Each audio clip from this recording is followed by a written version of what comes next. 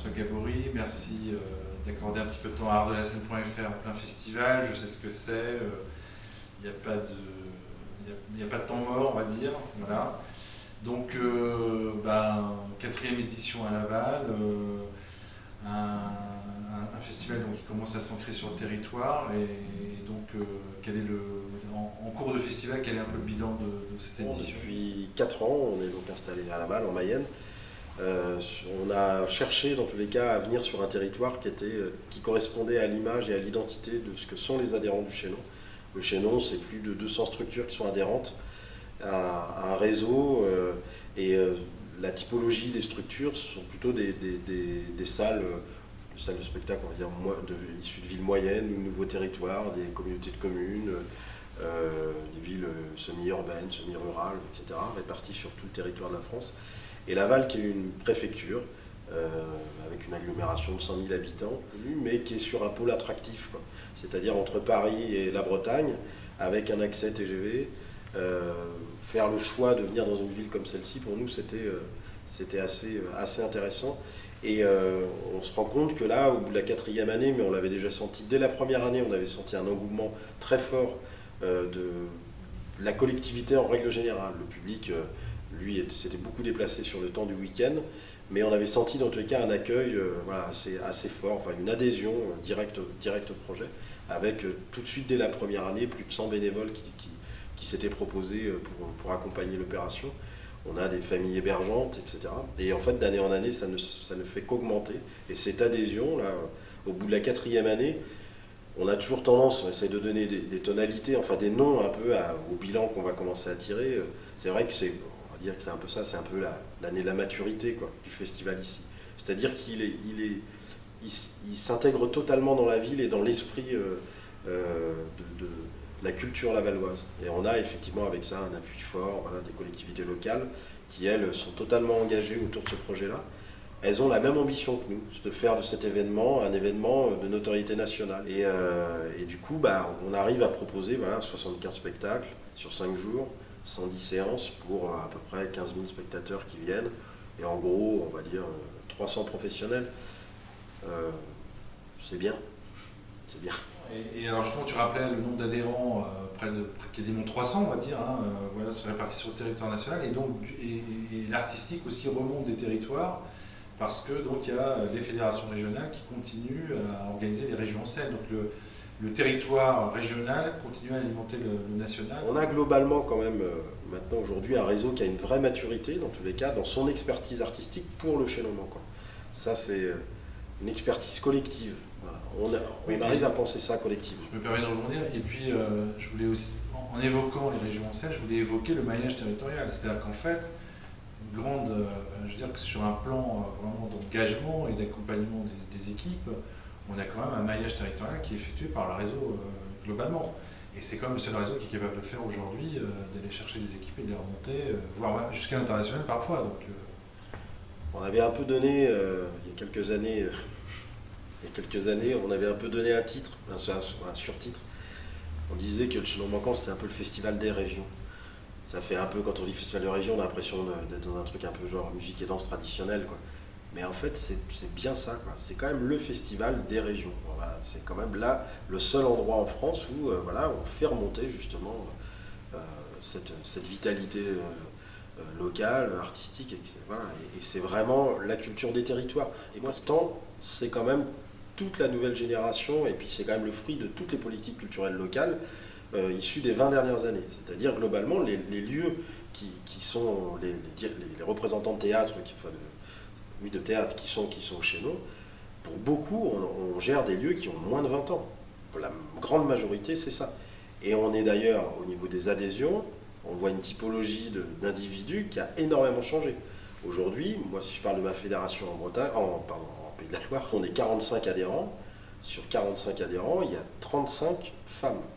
Ce qui est quelque chose qui est extrêmement nouveau. Et avec des grande majorité sur ces femmes, des collègues qui ont moins de 30-35 ans. Donc il y a vraiment des vrais changements. Et donc l'expertise que peuvent avoir les nouveaux professionnels sur le territoire, c'est vraiment une expertise de proximité. Et eux, la création, ils la voient au quotidien.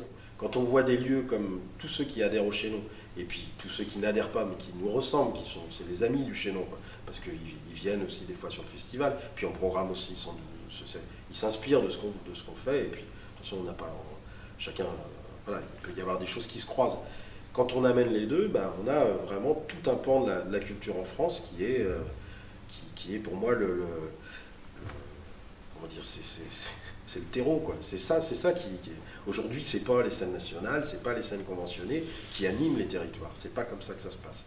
Aujourd'hui, ce qui anime les territoires, la réalité culturelle sur les territoires, c'est nous qui la représentons. Oui, et puis en même temps, il y a des politiques culturelles via ces lieux sur des territoires proches justement de l'action culturelle, et malgré tout qui est aussi réceptacle pour rappeler des faits, hein, tout simplement, c'est qu'un réseau, justement par rapport aux chapelles, les grands réseaux, scènes nationales qui ont un regard condescendant sur ce type de réseau de plus petits lieux, mine de rien, ça produit près de 800 dates par an au final. C'est-à-dire que toute cette richesse de la pluridisciplinarité rejaillit dans les territoires, et c'est aussi, au-delà du travail du territoire qui sont faits sur chaque lieu, des accueils d'autres artistes, d'autres régions. Donc un vrai maillage via l'artistique aussi, quoi. C'est 800 dates par an, on est à peu près à entre 1,2 et 1,4 million d'euros hors taxes. Donc le volume, il existe. Et derrière ça, ça produit de l'intermittence. Ça fait vivre toute une communauté d'artistes et de créateurs. Le Chaînon Manquant, il a cette histoire-là qui s'est créée depuis 25 ans. Déjà un réseau qui existe depuis 25 ans, c'est pas rien. C'est le plus important réseau de salles pluridisciplinaires en France. On ne le dit pas suffisamment, mais je l'indiquais hier soir, je disais, moi je suis fier d'appartenir à ce réseau, et je suis fier et heureux d'avoir contribué au développement d'artistes et d'avoir accompagné ça en tant qu'adhérent de ce réseau-là. Voilà. Et tous les collègues qui sont autour, il y a une passion artistique et un partage et des affinités justement affectives et prospective, enfin autour des artistes, qui est forte, quoi. Il se passe plein de choses, quoi. Un réseau, ça bouillonne dans tous les sens. C'est pas de l'entre-soi, là. Il y a quelque chose qui est bien plus fort que ça. C'est ce qui fait la particularité du Chaînon. C'est un état d'esprit. On doit aborder notre fonction, moi c'est mon sentiment, vis-à-vis des artistes, vis-à-vis du public, vis-à-vis des collectivités qui nous financent, avec, pour moi, un principe de base qui est l'humilité, quoi. C'est-à-dire que on doit essayer de... On n'a aucune prétention à donner de leçons sur la culture. On est là pour essayer de faire partager des choses. Alors je vais revenir sur les politiques culturelles, peut-être un mot sur le financement du Chaînon en lui-même, c'est-à-dire que tu as rappelé le soutien de la région, en Pays de Loire et la ville de Laval, comment on consolide un festival comme le Chaînon, parce que c'est bien, il y a des adhésions d'adhérents, on voit bien qu'il y a des engagements associatifs, mais ça ne suffit pas pour produire 90 spectacles sur une semaine, donc comment fait-on ? Très concrètement, effectivement, notre premier financeur est la collectivité Conseil régional des Pays de la Loire qui donne 200 000 € pour l'animation du réseau et pour l'organisation du festival. Ensuite, la ville de Laval qui met 120 000 € pour l'accueil du festival ici, plus la mise à disposition de tout un tas de lieux, etc. C'est une valorisation, même des prises en charge, communication. On est à peu près sur 250 000 € la participation de la ville de Laval. On a les sociétés civiles qui nous accompagnent, mais pas toutes, le CNV, l'ASPEDIDAM et la SACEM, qui sont nos partenaires historiques et fiables autour du Chaînon Manquant.